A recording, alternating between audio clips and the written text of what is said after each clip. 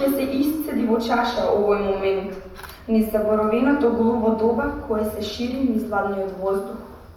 Доброто ќе биде засолнато таму, а потоа подарено некому од срце за срце.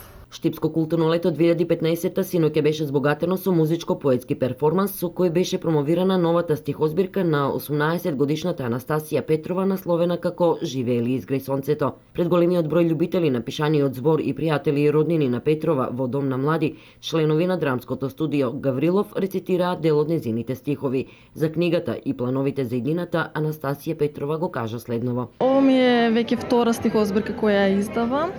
Првата ми беше на 14 години. Се викаше Стихот на моето срце, а ова веќе со поизграден стил и се вика Живеели изграј сонцето. Стиховите се посветени на оние кои што ми се најблиски, кои што ги ценам.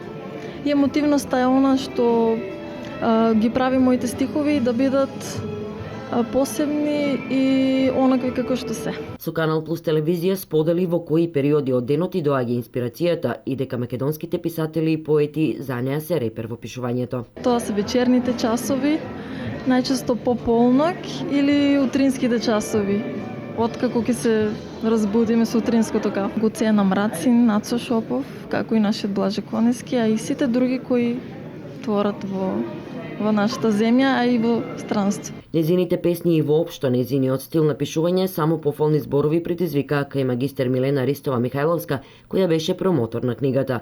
Ристова Михајловска истакна дека користењето на постмодернистични техники и постапки во пишувањето ја карактеризира Анастасија Петрова како успешен млад поет на 21 век. На прашањето Живеели изграј сонцето во суштина одговараат буквално сите стихови и сите песни од незината поезија, што значи дека сите песни се пропратени со една оптимистичка нишка и сите овие песни, сите овие стихови го представуваат стадиумот во кој што самата поетеса се наоѓа и можам слободно да истакнам дека оваа поезија е еден вид поезија на созревањето и поезија на растењето. Уметничката душа на Петрова не се ограничува само на пишаниот збор и затоа никој не е изненаден од одлуката по завршувањето на средното образование да се посвети на ликовната уметност. Но тоа не значи дека Петрова ќе престане да пишува, бидејќи во меѓувреме започнала да работи на својот прв роман. Вечерва во рамки на Штипско културно лето ќе се случуваат два настана. Првиот со почеток во 21 часот во уметничката галерија Безистен е насловен како Вокални дијалози,